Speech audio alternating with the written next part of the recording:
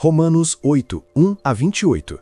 Portanto, agora nenhuma condenação há para os que estão em Cristo Jesus, que não andam segundo a carne, mas segundo o Espírito. Porque a lei do Espírito de vida em Cristo Jesus me livrou da lei do pecado e da morte. Porquanto o que era impossível à lei, visto como estava enferma pela carne, Deus, enviando o seu Filho em semelhança da carne do pecado, pelo pecado, condenou o pecado na carne. Para que a justiça da lei se cumprisse em nós, que não andamos segundo a carne, mas segundo o Espírito. Porque os que são segundo a carne inclinam-se para as coisas da carne, mas os que são segundo o Espírito, para as coisas do Espírito. Porque a inclinação da carne é morte, mas a inclinação do Espírito é vida e paz. Porquanto a inclinação da carne é inimizade contra Deus, pois não é sujeita à lei de Deus, nem em verdade o pode ser. Portanto, os que estão na carne não podem agradar a Deus.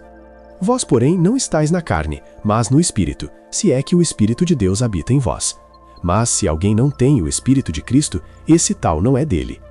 E se Cristo está em vós, o corpo na verdade está morto, por causa do pecado, mas o Espírito vive por causa da justiça.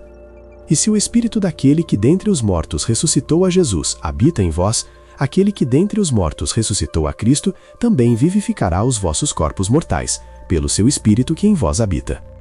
De maneira que, irmãos, somos devedores, não à carne para viver segundo a carne.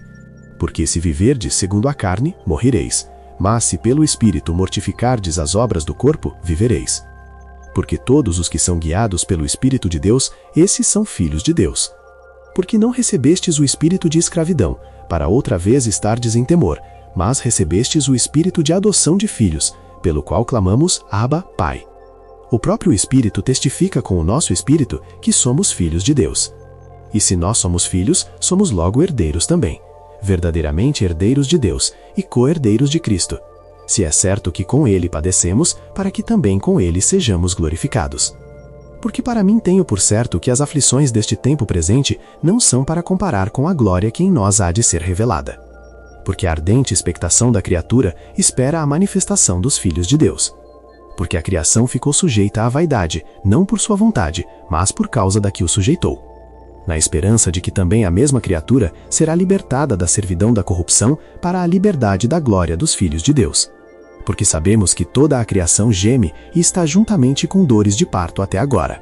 E não só ela, mas nós mesmos, que temos as primícias do Espírito, também gememos em nós mesmos, esperando a adoção, a saber, a redenção do nosso corpo.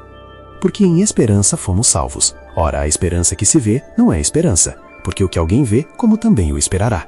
Mas se esperamos o que não vemos, com paciência o esperamos.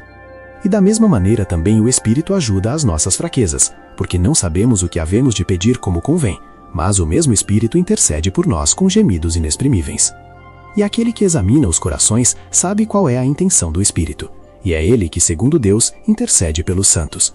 E sabemos que todas as coisas contribuem juntamente para o bem daqueles que amam a Deus, daqueles que são chamados segundo o seu propósito. Se gostou da passagem, deixe seu like e inscreva-se no canal. Deixe um amém nos comentários e compartilhe com um amigo que também precisa ouvir.